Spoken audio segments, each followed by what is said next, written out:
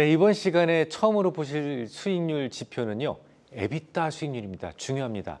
다음과 같이 표시를 해요. 에비타 수익률은 에비타 나누기 매출입니다. 지난 시간에 편의상 에비트를 먼저 설명을 하기는 했는데요. 사실 에비타를 먼저 설명하는 게 순서가 맞죠. 매출 총익에서 판관비와 감가상각을 제하면 영업이익이라고 말씀드렸잖아요. 하지만 상각 절차를 하지 않은 상태 이익을 에비타라고 합니다.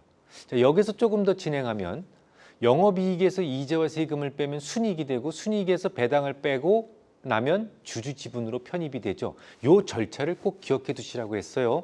중요합니다. 자, 에비타는 이비타로 읽는 사람도 있어요. 하지만 아무래도 상관없습니다. 최근에는 에비타 수익률이 애널리스트들 사이에 조금 더 신뢰를 받고 있는 편인데요. 우선 상각 절차에서도 여러 가지 조작이 개입될 가능성이 높기도 하고 또 조작이 아니더라도 상각에 대한 생각이 개개인의 생각에 너무 차이가 많기 때문에요.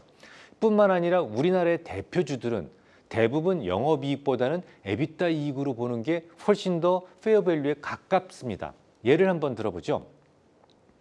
명품 대여점을 하는 사람이 명품 옷을 사왔다고 한번 해보겠습니다. 이 패션이라고 하는 것이 워낙 유행이 민감한 데다가 이 훼손 가능성도 높죠. 그래서 상각은 대부분 첫 해에 모두 맞춰야만 할 겁니다. 이런 회사들에게는 감가상각이 매우 중요한 비용이 되겠죠.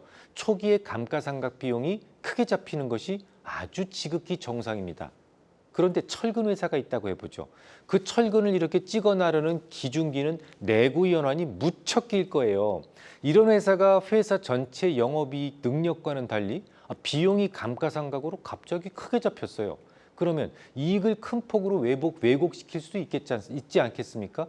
그래서 이런저런 의심하지 말고 그냥 상각전 이익을 통해서 전체 산업을 고르게 비교하자라는 취지입니다. 하지만 앞서 거론했듯이 더 중요한 이유가 있어요. 우리나라는 특히 에비타가 중요한 이유가 또 있단 말이죠. 우리나라에서는 반도체가 시가총액의 30% 가깝죠. 엄청 많이 차이하는데 소부장까지 다 치면 더 크게 차이가 나고요. 반도체는 지속적인 투자가 필요한 산업입니다. 대부분 매우 고가의 장비들이 투입되고 이들 장비들이 사용될 수 있는 내용 연수는 매우 짧아요. 조금 더 구체적으로 예를 들어볼까요? 대만의 나냐 테크놀리지가 최근 분기에서 10%의 영업이익률을 기록했다고 해보겠습니다. 하지만 하이닉스는 영업이익률이 고작 5%를 기록했어요. 이 자료만 딱 보시고 영업이익률만 보시고 하이닉스 나쁜 회사라고 확신하실 수 있겠습니까? 만약에 말입니다. 나냐는 최근 금융 노이즈가 금융위기로 전이될 가능성이 높다고 보고 경기 침체를 전망했어요. 그래서 투자를 포기했습니다. 반면에 자금 여력이 풍부한 하이닉스는 이런 때야말로 이 사세 확장의 기회가 된다라고 생각을 했고 추가 투자를 결정했다면요. 하이닉스는 투자 자산에 대해서 가속상각법을 통해서 상각을 개시했고 그 때문에 엄청난 비용이 초기에 잡혀서 영업이익률을 5%까지 깎아먹었다면 단지 영업이익률이 나냐가 높다고 해서 미래가치가 더 큰 종목이라고 단정하실 수 있겠습니까?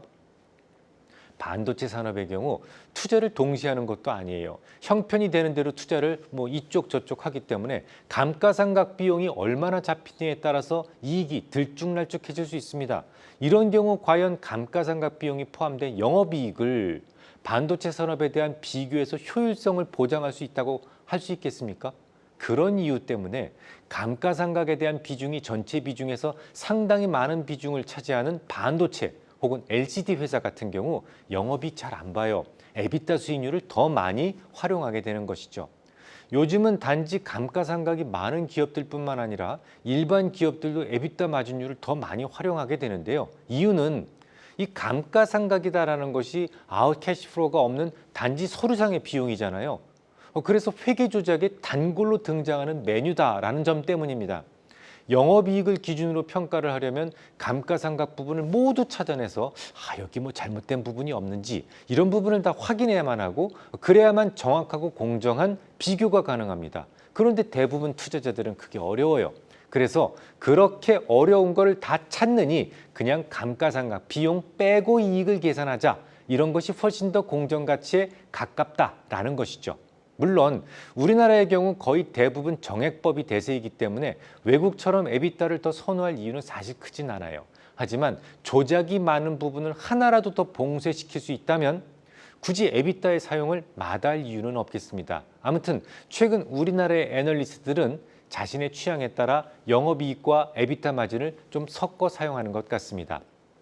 자, 그 다음으로 보실 게 바로 세전이익률입니다. 이렇게 표시를 하죠. 세전이익률은 EBT 나누기 매출로 씁니다.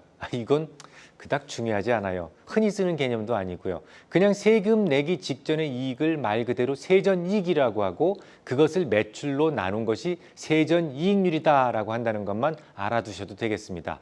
다음에 또 이어가겠습니다.